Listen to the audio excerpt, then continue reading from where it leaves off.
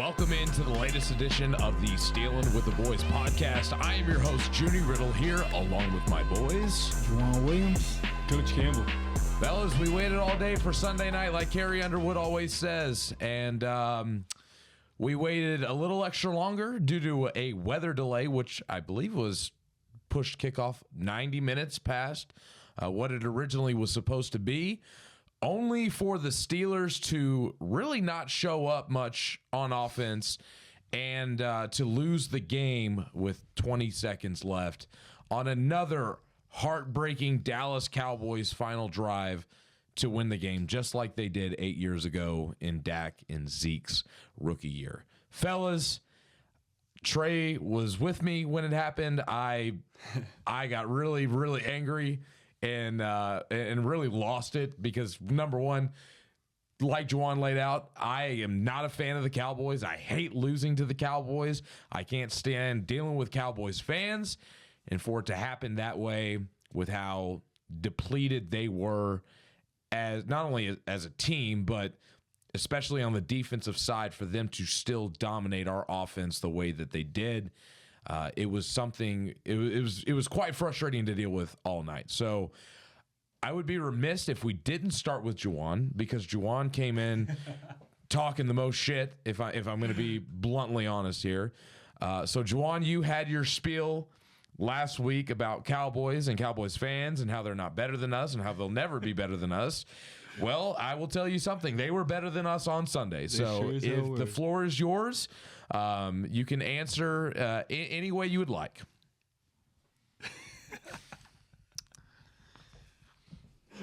First off, I'm going to say to you Cowboys fans,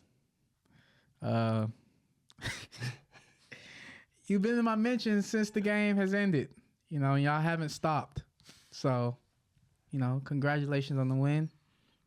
You're still ass. All right? That's not going to change anything, and I don't even care. All right? But I'm going to say this. Like I was telling y'all before we started, it took me 30 minutes after the game to actually get up off the floor because I was just staring into space. I was like, did we really just lose to the Cowboys?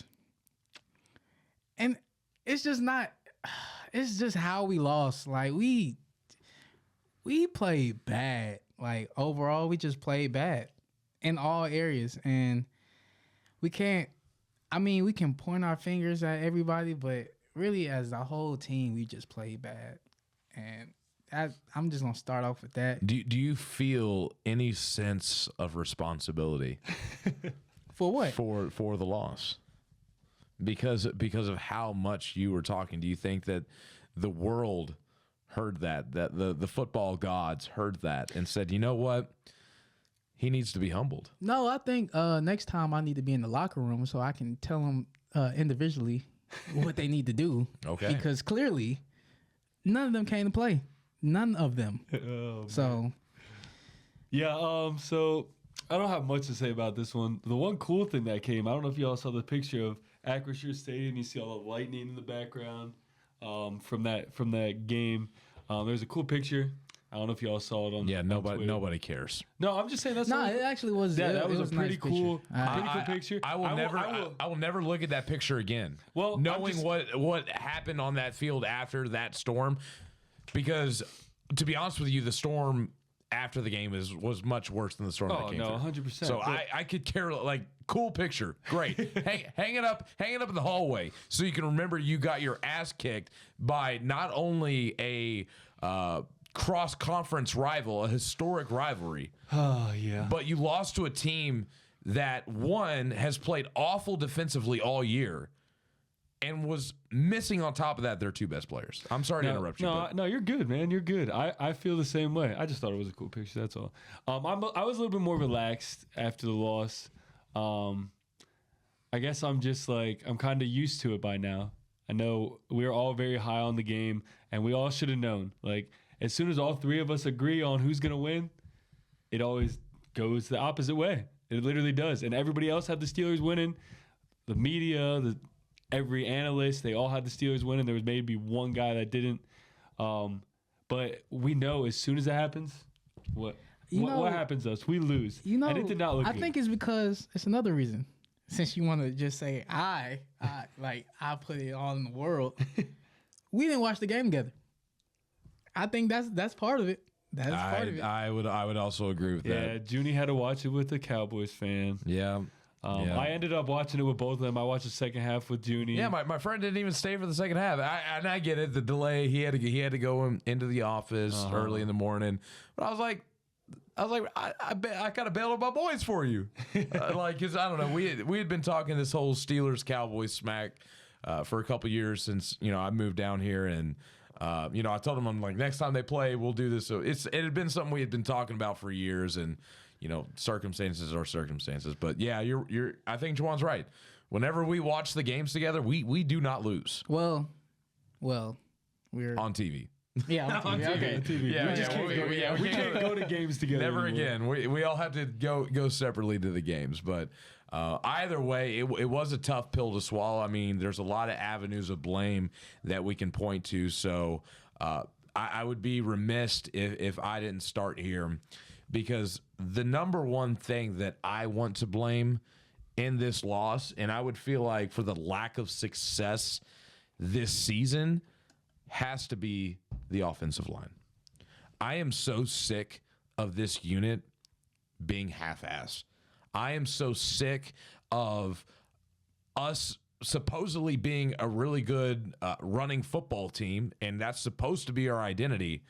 But in the previous 2 weeks, we go up against defenses that, statistically show that they are not good run defenses, and one of which just were already awful at run defense, and you take out their two best players on the edge, and we still can't run the ball. I am so sick of this offensive line. I am so sick of edges just coming around our tackles and not being able to pass protect, and not giving our quarterbacks, whether it's as a quarterback as awful as Mitch Trubisky or as good as a guy as Justin Fields has been at times this season. I'm sick of it. Ever since Pat Meyer has been hired as offensive line coach, this team has never, ever, ever been a top-tier unit. And it's been a couple years now. All the beat reporters talked about this offseason was how deep this unit is, how talented this unit is, how good they look. And again, have injuries had, parts to do with that? But again, this was supposed to be the unit that they've been building for years and years and years. It was supposed to be the strength of this football team, and it was supposed to have the most depth. And now it's really, in my opinion, on the offensive side of the ball, is the one thing that's holding this team back from being successful. I think Pat Meyer, and I say this as somebody who's not very trigger happy to fire coaches. I don't jump on that bullet quickly, but Pat Meyer's got to go. Man. And I'm done with him. Man, it's really hard to not get behind that. Honestly, he can go. The biggest thing I'm seeing, man, is like two rookies that are starting on our offensive line have looked the best in the past 2 games. Honestly, like McCormick looked pretty good this past game. Zach Frazier has been our best O lineman all season long. That's no question. That is no question. Hands down. He has been our best O lineman. And he was the biggest question coming into the year. And we didn't know if Frazier was going to be that good. I mean, we knew he was going to start, but I mean, he was the biggest question. He's been the most consistent out of all of them. And this is where I want to go with this. Like, he's only been coached by Pat Meyer for a couple weeks, a month, 2 months. Like, that might be part of it. Pat Meyer is not a great offensive line coach. I'm glad you brought this up, because I would say the same exact thing. Our O-line has not. We have all the talent in the world on our O-line, but Pat Meyer does not know how to coach an O-line, and it's known. It's seen. You see that we have invested the last 2 years our first round pick, a tackle, and Broderick Jones does not look very good. Being blunt, he's been getting worse. And that's what I'm saying. He looked great when he came in last year, and he's been getting worse and worse. It's ridiculous. There has to be a coaching thing. If I'm the Steelers, I'm calling Mike Munchak in the middle of the night, and I'm like, we got a blank check for you. How much do you want to come off your couch and fix this issue? He's enjoying his. He probably is, but something's got to give. Check. Money talks. They hired this guy from the Carolina Panthers, and their offensive line was terrible. And again, like they've been spending so much draft capital on this unit that you would expect it to at least gradually get better. It has gradually gotten worse. And I'm sick and tired of seeing it. And I'm sick and tired of, the second half of the season, they're going to get things together. And this and that. Like, no, this is where we dig ourselves in a hole. This is where we lose games that we shouldn't lose. This is why we're not getting home playoff games. This is why we have to go on the road and play the Buffalo Bills and the Kansas City Chiefs and get our ass kicked. Well, we can't just, I know the main topic is Myers, but also we got to blame the actual players that's on the line. Samalu. So he had one bad rep. He had one bad, but that was terrible. Oh, that was a terrible rep. I give Siamalu a pass because he's been hurt and it's his first game back. It's his first game back. That rep was bad. And it was a bad rep, and he played decent. It was so bad. Me and Trey looked at each other like, bro, not just having. That is not, and it made Justin Fields fumble. Yeah. No, I agree. Like, part of it is the players, and that's always going to be a thing. Because but you got to look at coaching sometimes, man. Like, it just baffles me how Broderick Jones went from being good his rookie year and has regressed ever since then. I don't want to see the same for Fautanu.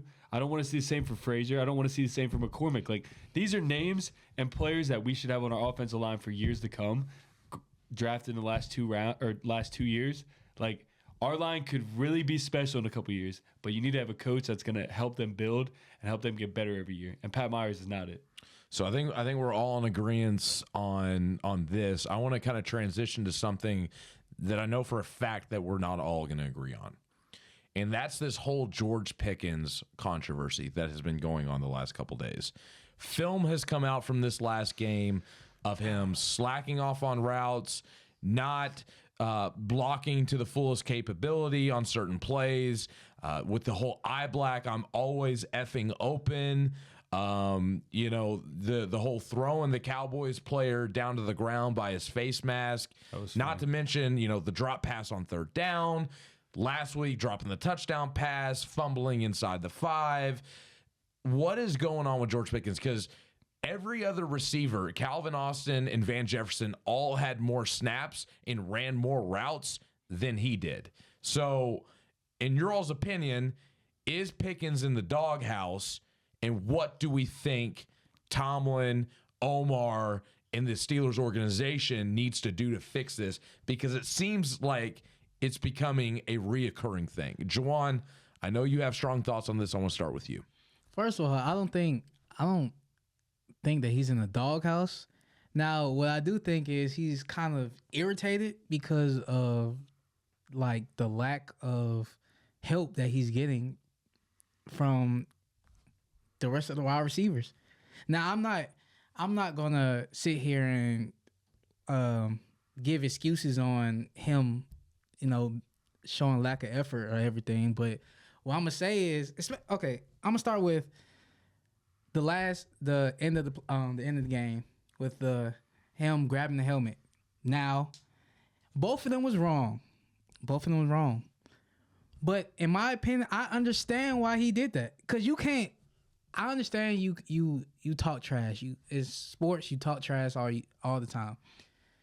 Don't come in my face after the game, talk trash, and then you think you're gonna walk away. Trey, you're a former tight end. Coach Campbell, you're a tight end. Yeah. So my opinion on it is, in that specific situation, all right, I was never one to get super like heated in the moment. I was very level-headed. Now I had teammates that were pretty opposite of that. One actually was a Cowboys fan. He was already talking trash to me all day today, all day Sunday night. Cody Stevens, shout out to you. But he was a hothead, and the things he did on the football field when people talk trash to him got us plenty of unsportsmanlikes. So it all depends on the player, but yeah, I did see him come in, like he literally ran up to him, talked trash, like had the ball in his face, and I can see why George reacted that way. I mean, George had a not great game. He didn't get many reps. He was in at the end of the game, and but yeah, I can see why he did it. Do I think it's okay? No, I'm saying it's not okay. No, it's definitely not okay. That's what I was saying. Both players were in the wrong. But in the heat of the moment, yes, Yeah, I in the heat of understand the why he moment. did it. I understand why. I don't think it's acceptable at all. No, And I don't either. I think it's boneheaded, and I don't get it. And it's just starting to kind of become who George Pickens is. And for me, it's like there's a difference between like running past somebody and saying something and getting in somebody's face.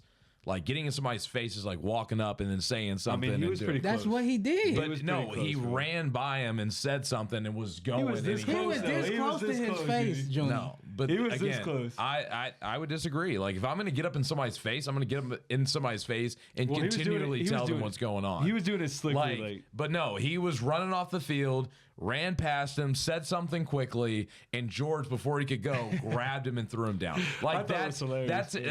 it's excessive. And I mean, yeah, I mean we can laugh and it's funny, but no, I mean the dude was right. George didn't do anything in the game. He didn't have an impact at all. And we all thought he was going to have a crazy good game, and he just didn't. And flat out, like I'm sorry, but I'm getting sick of the antics with George Pickens. Like I really am. Because when you look at the history of number one wide receivers, guys that act like this don't win Super Bowls. Like what do we want to do? Like, do we want to have, somebody like a Hines Ward that's willing to be a good team player and is going to block his ass off and is going to play his ass off, make the tough catches, do what he's told to do to win? Or do we want a guy that's going to make SportsCenter top 10 and look cool on the highlight reel? Like, I want wins. I want to compete. And I'm tired of guys that are me first. I'm tired of the ABs. I'm tired of the Claypools. I'm tired of the Deontay Johnsons. And I'm tired of George Pickens. And I'm not sitting here saying, like, trade him. I'm not saying, like, give up on him, quit on him. But if he keeps acting like that, that's what's going to happen. Like, history has shown that's what's going to happen. Like, if I'm being real right now, George Pickens has not had a better year than the year Deontay Johnson had in 2021. And guess what? The Steelers were never sold on Deontay Johnson. And as soon as he started showing stuff like that, they got him out the door. Like, that's what George Pickens is going to be. If he keeps acting like this, there's only so much time that they're going to put up with it. We're not winning playoff games. We're not competing for Super Bowls. And I don't care about the highlight plays. The receivers are a dime a dozen nowadays. We can go and get a guy in the first or second round that, again, may not be the same talent, but he's going to do what he's supposed to do. And when George Pickens is out there, like, being lackadaisical, basically telling the defense what we're going to do, and he's not locked in, not running full speed, and not blocking, like, that's telling the defense what we're doing. So what the hell is George Pickens out there doing anyway? And I agree, man. I'm not disagreeing with anything you say, Junnie. I completely agree with that. My thing is, he is definitely in the doghouse with Mike Tomlin. Like, Mike Tomlin said whatever with his reps and blah blah blah. But That was straight BS. yeah, he's 100% in the doghouse. He is, like, Mike Tomlin cut his reps because he is in the doghouse, and that's not. I mean, it's gonna continue to be the same way if he doesn't get his act together and play hard football. Honestly, I just want the rookie year George Pickens back, the one that was blocking corners to the ground, pushing corners to the ground, and he hustled his ass off his rookie year. Like, I just want to see that George Pickens back, not the one that got all these highlight reels and is turning into this diva. I want the old George Pickens back because he was the one that was going to be an elite receiver. But if he keeps acting like this, we're not going to see that George Pickens. We're not just about to sit here and act like he didn't just have 113 yards last game, the previous game before this. And I understand, That's great, but context is he dropped a touchdown and he also fumbled inside the 5, being reckless with the ball. I understand that, but, like, for people, media people, sports, like, Steeler fans, this is where I disconnect with y'all, because y'all be like, y'all would say Pickens lack of effort. Oh, I think we should trade him. It's a bust. I seen that today. They called Pickens a bust. Oh, I'm not saying all that. No, Yeah, I'm not I saying, don't think like, that's what me or Junnie are saying. I know, but yeah, but I know I'm- I've seen it. Like, if you think he's But a you always bust have those after that, trolls. You always have Like, those it's- trolls, man. You will. It comes with that. It comes with the next topic we're gonna talk about with the quarterback situation. I'm like, bro, I still have faith in Pickens. I know that he'll get his act together. I think me personally, I just think that once he get more help, whenever that is, because this we week. don't even know, and I feel like it's taking forever to get help, because right now we just look like a playoff, like look like we're going to the playoffs and do the same thing over and over again, lose.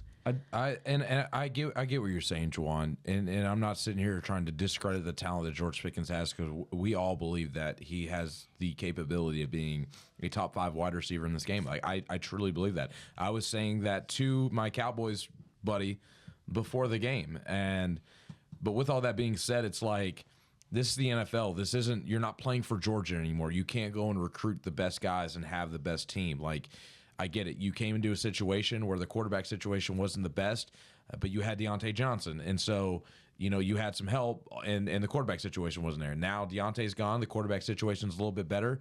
Now you're out there all by yourself. And again, it's not like they're not working on it. It's not like they're out there. They weren't making calls all summer for Brandon Ayuk, or they're not making calls currently right now for Devontae Adams. All these things are true, but you're paid to do your job. And right now he's not doing his job. And I'm going to quote Ryan Clark talking about back in the day when they were deciding on, whether they were going to pay Mike Wallace or Antonio Brown. And Ryan Clark said, like, if you pay this man, it's only going to enable him, and it's only going to get worse. Next year, George is going to be asking for $30+ million. And it's like, if he doesn't get his act together, are the problems going to go away if they go ahead and throw him the money when they are literally enabling him and allowing him to act this way? I'm telling you all right now, this is not what championship footballs do. This is not what, locker rooms are built upon. People like teammates like Pat Freiermuth, other teammates were actively going to reporters, and they were talking about this on podcasts, actively going to reporters in the locker room to tell them in a roundabout way how they were disgusted with George Pickens and how he's been acting. Right now, he is a locker room distraction and cancer. Can it be rectified? Yes, it can, but it needs to happen fast, because a decision on him and his future with this team is coming. And personally, at this moment in time, I don't want to pay a guy that's going to act like that $30 million, because that's not getting us closer to our ultimate goal. So I think one last thought on that. I think if there is one person to get George right and get him back on track, it would be Mike Tomlin. Not that I agree with everything Mike Tomlin's doing nowadays, but I think if he's him as a coach, him as a player's coach, I think that is one thing he is very able and willing to do, is get somebody back on track, whether it just be for the rest of the season and you move on from him, or just at least cover it up the best he can until the season's over and you move on from him. Like Deontay Johnson, he did that. Like, Deontay Johnson was in the media, and then after that, he really wasn't in the media, wasn't talking, all that jazz. So I think Mike Tomlin will be able to figure it out for this year and hopefully build and get him to mature a little bit so we can keep him long-term, because he is an exceptional talent.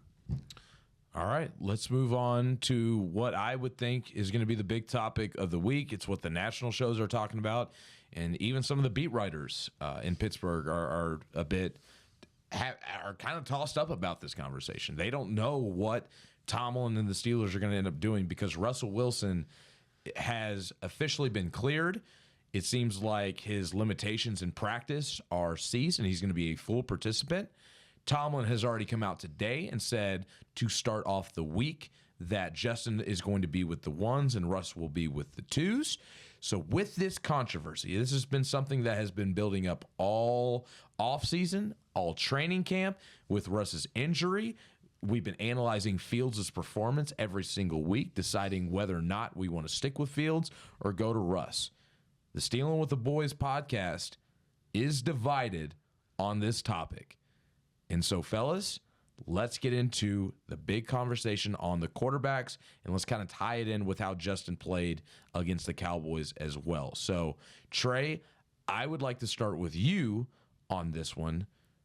How did you think Justin played against the Cowboys? What did you see? And knowing how Justin has played in these first 5 games, being 3-2, who starts against the Raiders? All right. So, man, I've been so back and forth with this. After Justin had that 300-yard game, I was like all in. I was like, all right, he's our quarterback of the future. He's getting better each week. I like what I'm seeing. I like the progress he's been making, although he started off slow, but he was winning games. So when you're 3-0, you think a little bit differently. All right, against the Colts, he still played a great game. All right, that was more the defensive thing. This game, he really took a step back for me. And the reason I say this is because I just feel like this game he wasn't very, he was accurate in some sense, but he had no touch. Like that pass to Darnell Washington, you got to lob that in there to him. He has a 5'8" corner on him. He's 6'7". Like, no touch on that ball. The Connor Hayward, I feel like was a great ball, but if you put a little bit of touch on that, Connor Hayward keeps running for a touchdown on that play. Another one he had, what do you got? Joan's making faces over there. Either way it go, he wasn't gonna catch that ball. Okay. Well, this is why we're divided. Justin, just with all due respect, I think Justin had a rough game against the Cowboys. He was getting hit when he threw that ball. Oh, no, I'm not. I still like Justin. I think he will be the future for this team. I am just a little hesitant on not seeing Russ at all this season. You had also made a mention to me while we were watching the game in the second half about what you were seeing kind of with Pat and the tight ends and maybe something Justin was missing. Oh, yeah. That's what that was my next talking point. Justin Fields is not good in the quick game. Like, not at all. He's not good at making the very quick decisions, especially on crucial downs. Like, it was 3rd and 5. I've seen this plenty of times. Like, in the other games, he kind of got away with it because he was running for first downs and not really, making that quick decision. He still wasn't doing it early in the season. And this is the biggest thing that I need to see from Justin to become a quarterback of the future. Like, quick game is huge in the NFL. It's 3rd and 5 and you need 5 yards. You need to hit those quick outs to the tight ends. Like Pat Freiermuth, there was a guy probably 3 yards behind Pat on a 3rd and 5. It was early in the game. And I said this to Junnie. I was like, he's just not hitting these. He's not seeing these. Like, he takes his 3-step drop. As soon as you hit that last drop, you need to get the ball out. He holds it too long. But you have Pat Freiermuth, there's a guy 3 yards behind him. He's not covered. He's not covered if there's a guy 3 yards behind him in a quick game.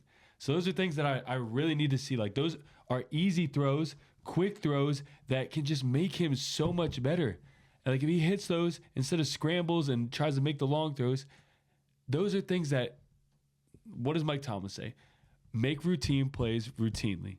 And he's not making those consistent enough for me. And Russ will. Like, Russ is a vet. He is known for making the quick plays, the quick game work. So that's one thing.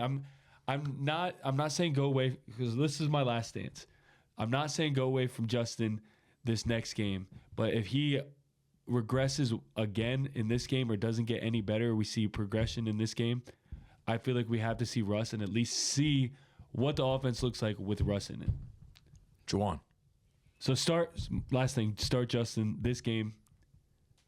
Move on from him if it doesn't. Now you do got to be honest, because in the midst of the Cowboys game, you did not feel that way. No, I did not. But this is where I'm at. We got to see it one more game. All right, if he can turn it around. But this last game really made me question a lot of things about Justin that I didn't question 2 weeks ago. Us starting Russ is going to do what to this offense? The quick game's going to get hit, and those are 3rd and 5s that we don't convert. What were we? Hold on. What were we on 3rd down this past week? I believe 3 out of 12. 3 out of 12. Those quick games, and there were a lot of them were 3rd and 6. Those are things that Russ will hit. And he is accurate in the quick game. I'm just saying, but go ahead. I'm continuing with Justin Fields, because benching him is going to do what? Like, where's his confidence going to be with this team after we bench him? I don't think that's one thing that I don't think his confidence will be that off, because it was known that he was supposed to sit behind Russ. Statistically, he's top 10. So how would that not make him? Statistically, yes, but statistically, we're 3-2. We're not top 10 in the NFL. How are we not? We're 3-2. We're not top 10. If you think this Steelers team is a top 10 No, but I'm NFL saying team right now, I mean, I need to know what you're smoking, bro. but what I'm saying is Russ is not going to change the way this offense is. I think that Justin Fields is playing I'm not going to say the best, but he's playing real good football for us with the little amount of talent that we got with the receivers. And I'm not discrediting. So we bring Russ in. That's what I'm saying. We bring him in. What is that going to do with this offense? But do you not see what Trey is saying, though, on the side that, Russ can process things quicker? I mean, I'm seeing what he's saying, too. When he's dropping back, quarterback's all about a timing thing. Like with a play, your drop is depending on the play and what your first read is and where you're trying to go with the ball and analyzing what the defense is doing. And, Justin had the most time he has ever had in a game this season against the Cowboys. Granted, there were some busted plays where the line let up and he got hit a couple times. You brought up the Siamalu. I saw Broderick doing it a couple times. Like, that stuff is there, but we're talking about statistics. He had the most. He had over 3 seconds, which is a lot of time in the NFL, yes. And he wasn't getting those quick plays. So, and what Trey is saying is that he thinks that Russ, as a veteran who's been doing this much longer, can process that quicker and get those quick short yardage. And instead of maybe being behind the sticks in a 3rd and 8, Russ on a first down, a quick throw to Pat is going to 2nd and 5, run the ball. Then you're talking about 3rd and 3. And that could be the small difference of moving and possessing the ball, sustaining drives, than than what Justin is doing, kind of being a bit off with his timing. So let me ask this. You think that us putting in Russ is going to get us more quick starts? Personally, yes. I think it takes Justin a little bit longer to get into a rhythm. Like, once he's in a rhythm, I see it. Like, I see it, but I think that he's taking so long to get into a rhythm, and I don't know if it's play calling or whatever, but I think he's just taking too long. We're getting too many early 3 and outs, things like that. Like, we're not the beginning of the year, we were sustaining drives. We were at least sustaining drives. The last 2 games, we have had a lot of 3 and outs. We have not been converted on 3rd downs like we were early in the year. I think it's just that little thing, and I don't think it's a bad thing. Like you're saying, his confidence, everything. I think him seeing that from Russ, seeing Russ go out there and do it, will make him like realize, hey, these short throws aren't a bad thing. Not only that, let me point this out too. When Kyle Allen went in for those couple plays, and he saw him make that quick pass to Pat Freiermuth, they ended up scoring on that drive. And I noticed this because Justin started doing the same thing. Yeah, he came in dropping back, making the quick throws, and they moved down the field. And eventually, that was when they found Connor Hayward. 4 completions in a row, or 5 completions it was after something like that. Yeah, like I just think, and I'm not discrediting anything Justin's doing. Like I said, I just think that Justin will benefit from seeing a guy like Russ, who he looked up to, doing the things that he's not necessarily doing every down and being consistent with it. I just think, I understand what you're saying, but I just think that Russ hasn't really played a bad game to me for me to be like, You mean Justin? I mean, yes, my bad. Justin hasn't played a bad game to me to like actually think like, oh yeah, I think I need to see Russ. It's I don't know what it is with me, but it's not that I need to see Russ. I feel like I want to see Russ to see if it is, say it might be a scheme thing. It might be an Arthur Smith or a Tomlin thing. Like, but if Russ comes in and it starts moving and we start moving the ball, we don't have as many 3rd downs, 3rd and 7s, 3rd and blah, blah, blah.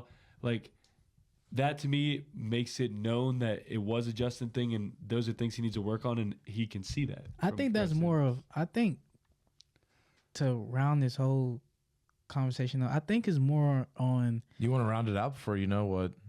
Oh yeah, you know the tiebreaker here. Tiebreaker. We got to hear the tiebreaker. No, I'm saying. Okay, this is my last point before that.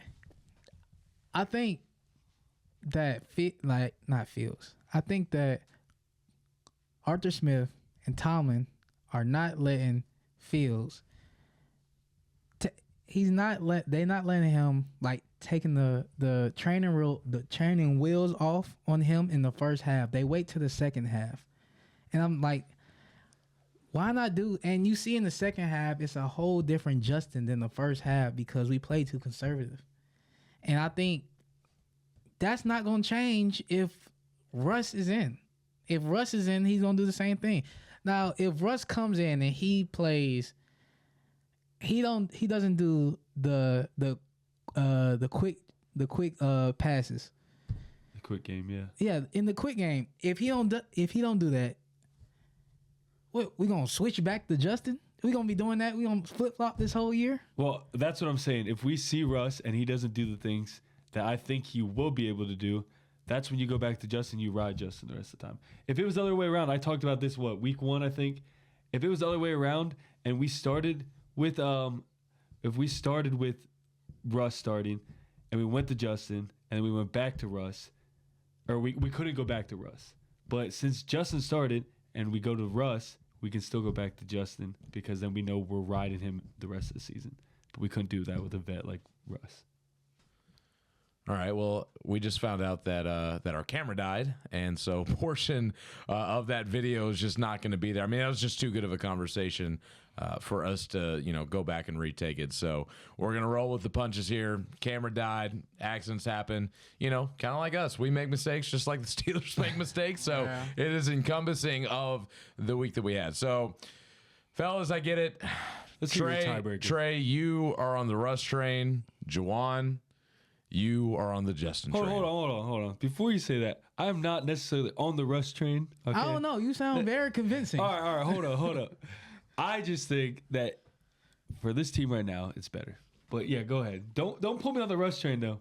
Not yet. I don't know. I just want to see it. Okay. I just want to see it. Train, trolley, the bus taking it down the block, what kind of transportation you want to classify it as. Trey is kind of leaning into the idea that Russ should get some starts. So for me, I'm a bit torn because like with what Trey is saying, I'm seeing it. Justin is not hitting the short game. He's off with his timing. He's holding onto the ball a little bit too much. I feel like we have seen in the past 2 games a bit of the old Justin Fields that we've seen from Chicago, some of the ups and downs. But I also see where Jawuan's saying. I mean, this is something that really could hurt his confidence. Like, everybody was backing him. Everybody wanted to continue to see him up until this past game. So what does one game kind of make a huge difference? For me, if I have to make the choice, I'm sticking with Justin. It's better for the future. Maybe Russ could come in and Trey, again, like honestly, the way you laid it out, I was kind of deciding between myself. I'm like, should Trey's making a great point. Should I stick with my take? But I just think when it comes to the future of this team, going with a young guy who's 11 years younger and has a lot of promise to him, I just think until the wheels fall off, and they could, the next couple games are crucial. Like, we need to win these next 3 games. These next 3 games, if we were to lose 2 out of the 3, I'm honestly, our season could be over. Like, over. I want to point out though, real quick. I want to point out. I said start him next game. I'm saying if this game doesn't you hear go, him? He's still no. I just want to clarify. Trey, this is too much context. In the game of the Cowboys game, you're like, I got to see Russ. Okay, but listen, you're letting it breathe. But listen, now you're like, I need to see Justin, but then Russ. But you just made the point. Listen, you just made the point. You said we need to win these next 2 games. If we lose this next game, your whole mindset. Do you think your mindset could change? To be honest with you, it's not about this season. Like, we're already kind of seeing the holes in this team, I got you. and there's just many more issues obviously, that we've talked about when we're talking about, the offensive line, when we're talking about the receivers, and, we're about to get into the defense here in a second. Like, there's so many other variables that are going wrong that I just don't think that a simple quarterback change is going to fix everything. And so with all that being said, I would rather write it out with the young guy because they're both going to be free agents. You're more likely to sign Justin Fields. And I would rather see a full body of work of Justin Fields in a Steelers uniform, whether it's good, bad, or ugly, than going back to Russ and, everything else is, kind of going downward. And, maybe he makes us look a little bit better than we are rather than just writing out what we really are in the future, and that's with Justin Fields. My point is... And so if Justin Fields continues to go and, the Steelers only win 7-8 games this year, I would rather ride with that and really, see the issues of this team going forward rather than Russ coming in and maybe saving the day and going 9-8 or 10-7 and being one and done in the playoffs again. I would rather stick with Justin in that aspect. One bad game isn't going to do it for me. I understand. We're a little bit better from being 5-0, though, is my point. A little bit better from being 5-0. We lost 2 games by 3 points. If we don't have them Tomlin games. Yeah, but that's what I'm saying, though. If Russ is just a little bit better, completes a couple of those third downs that we did not get the last game or even in the game against the Colts. But with all that being said, you also got to bring up the drops. Connor Hayward drops 2 really big balls for first downs. George Pickens drops a crucial ball around midfield on a 3rd down. Van Jefferson dropped a ball about 15, 20 yards downfield in his hands. I'm not gonna convince you all to be on my I know. And again, Justin didn't play that well. I'm talking to you all. Yeah. I'm talking to the listeners. I'm talking to the fans. I'm talking to everybody here. Justin didn't play that well. His worst game was against the Dallas Cowboys. We all saw it. We all know it.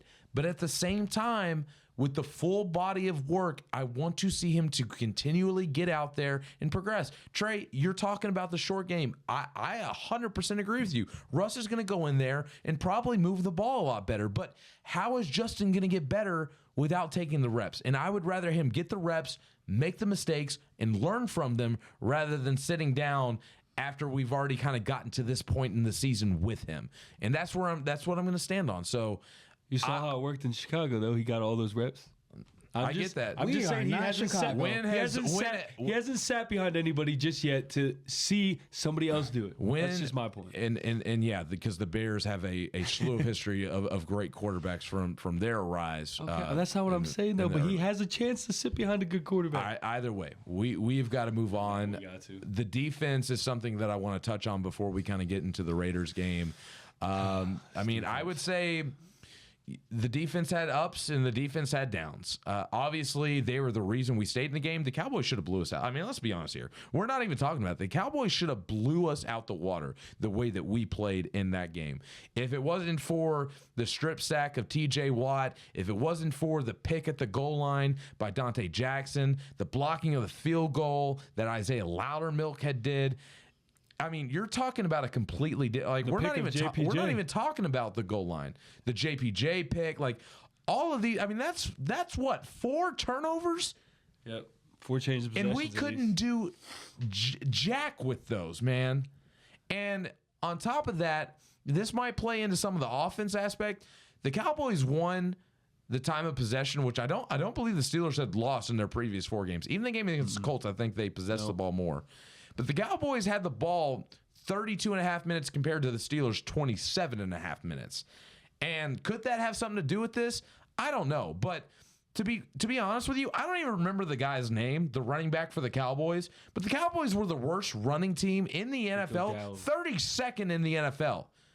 I think their starter, the guy that ran all over us that we're about to get into, was averaging 3.4 yards a carry. Well, he averaged well over 4 yards a carry against us and wore us down at the end of the game.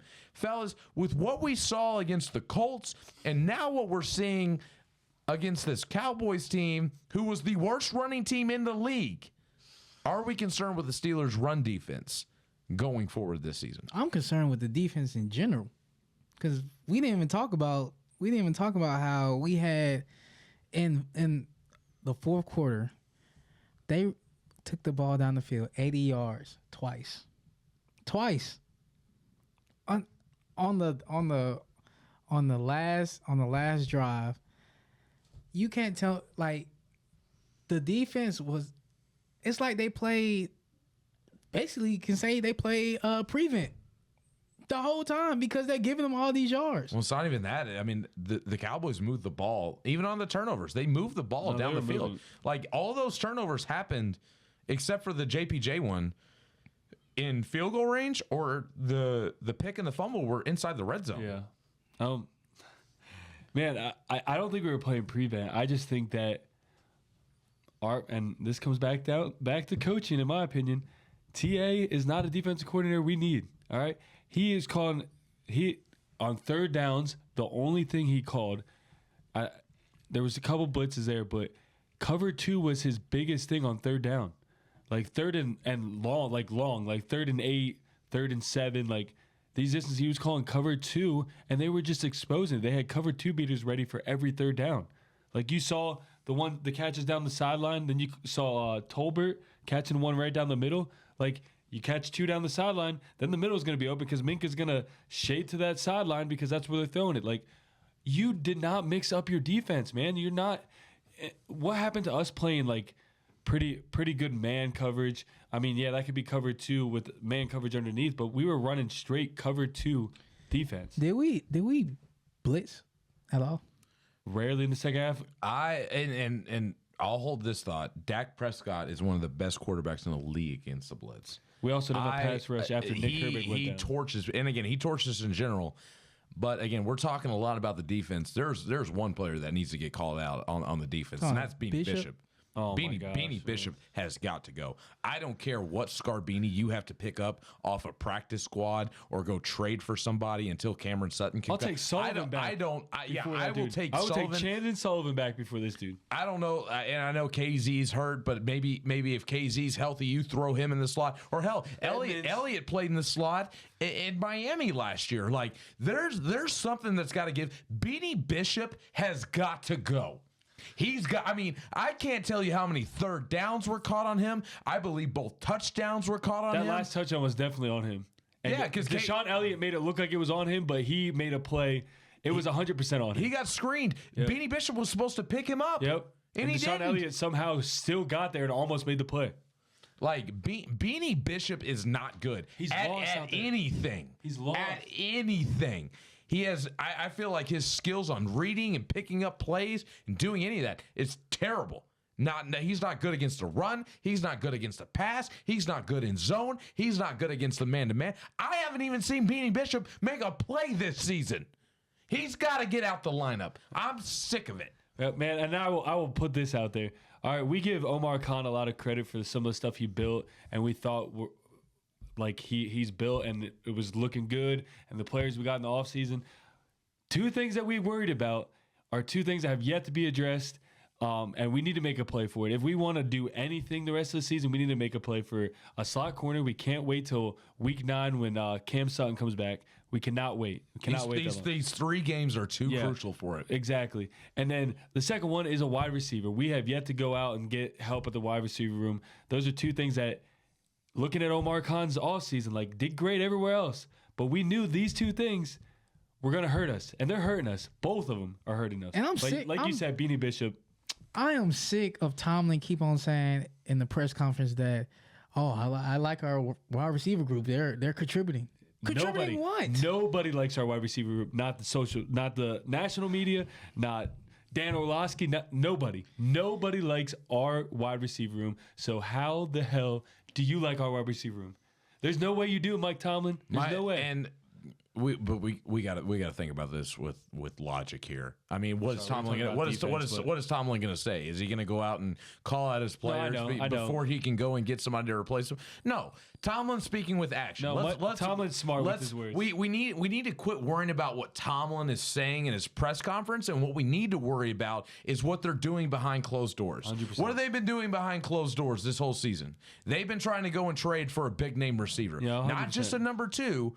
Like, Brandon Ayuk is not a number 2. That's a Somebody number that 1. would come in and be a 1. Devontae Adams, if they go out and get him somehow, he's another number 1. Like, they're trying to go out and get guys. Again, Tomlin can say whatever he wants. Again, that's what press conferences are for, is for smoke screens and to, try to die the media down so that they're not going and writing articles criticizing your organization. Like, no, Tomlin is going in there trying to deflect stuff and not create distraction. And meanwhile, behind closed doors, I guarantee you, with everything that we've talked about, he's getting at the D-line and the linebackers about the run game. He's getting into George Pickens about the antics. He's going out and trying to get a number 2 wide receiver. Like, all these problems we're talking about, getting into Pat Meyer with the offensive line and trying to get them to play.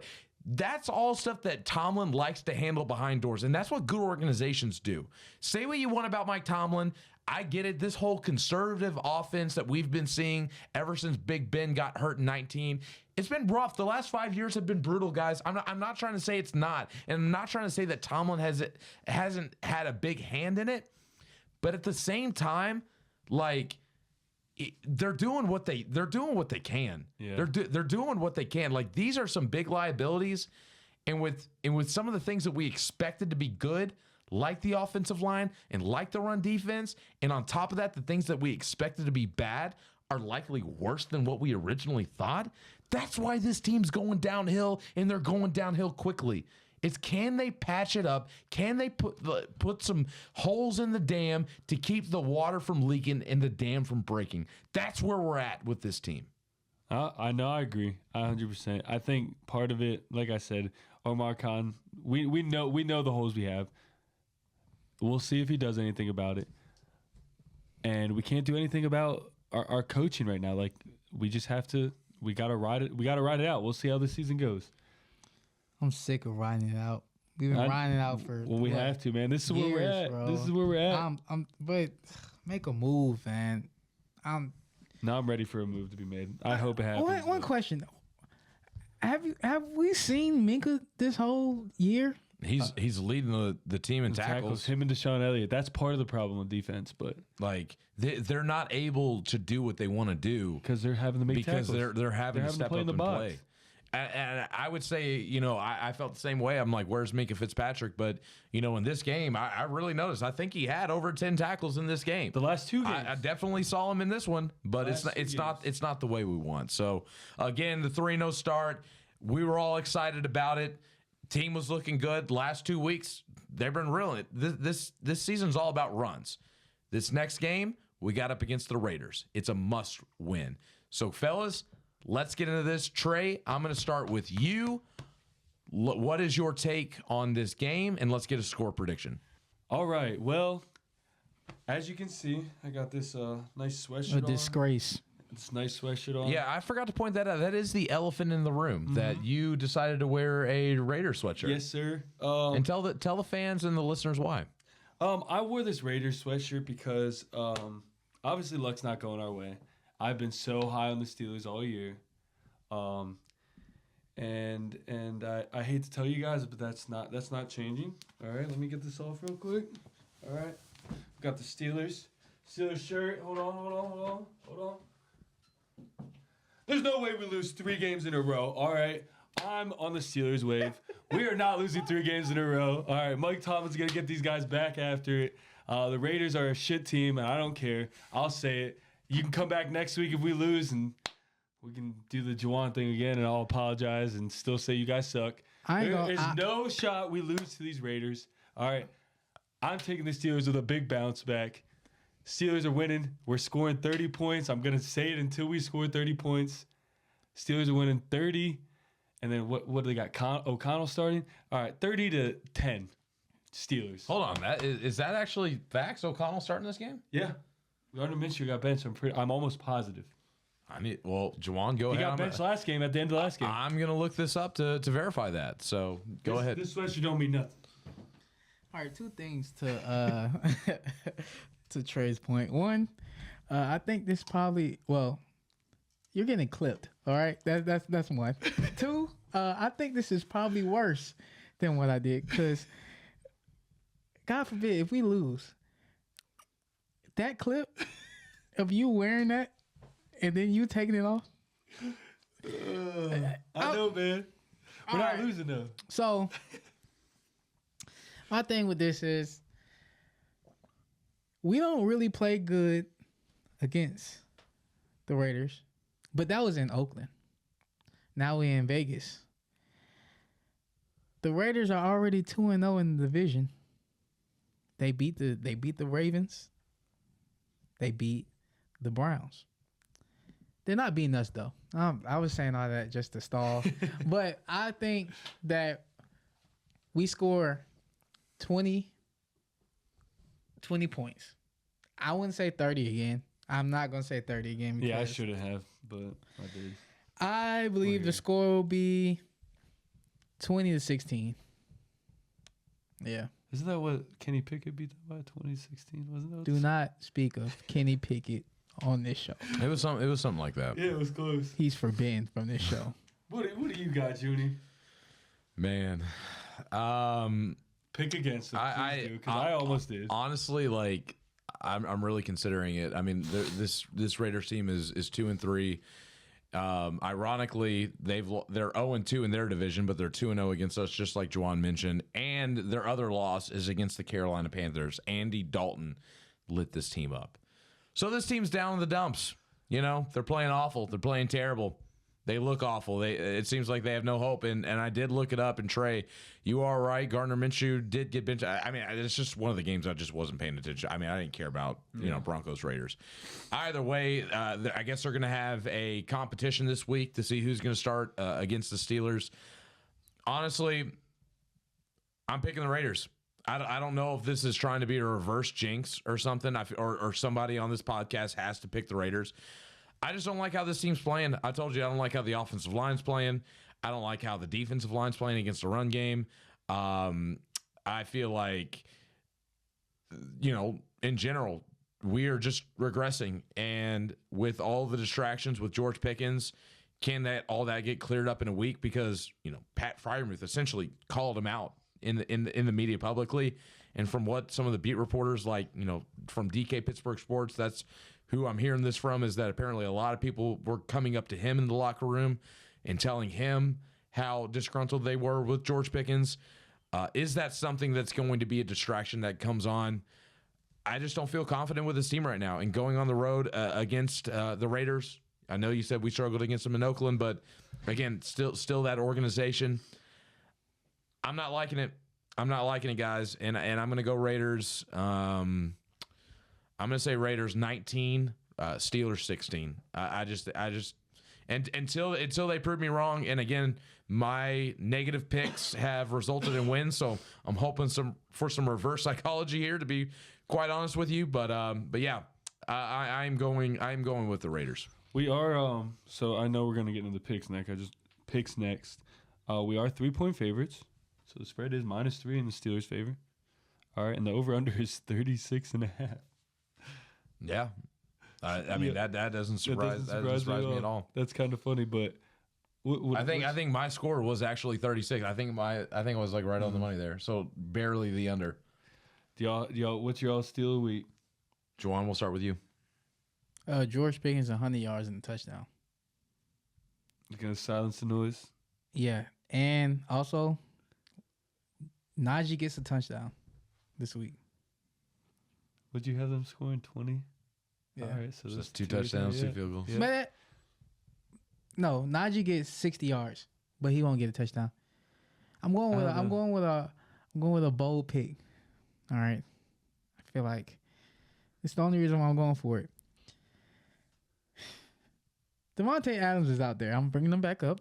Devontae Adams is out there, and his team is currently the Raiders. This will be a game. Hopefully I'm right. This will be a game that Van Jefferson gets a touchdown. Man, you're tripping. Yeah, I tripped last week when I said, oh, Najee for 25 receiving yards. Oh, no. What happened? He did get it. He did get it. What happened? And honestly, I thought about you when I saw him catch that ball. All right, Trey, steal of the week.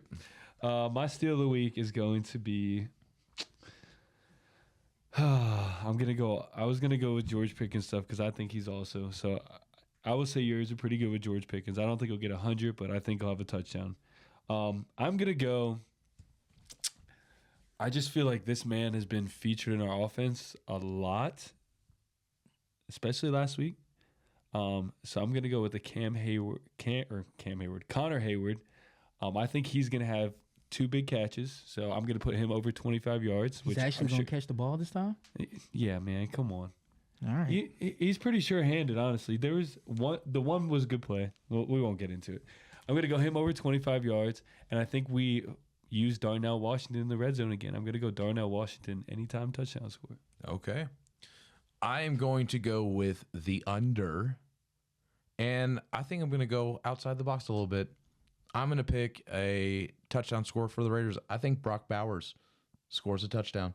I'm going to go so under. I'm going with the under. I like what Brock Bowers has been doing. I feel like he's been growing, and honestly, the way Ferguson was kind of catching the ball on us, I just think that maybe he could do a little bit more. We haven't shown that we can guard really good tight ends.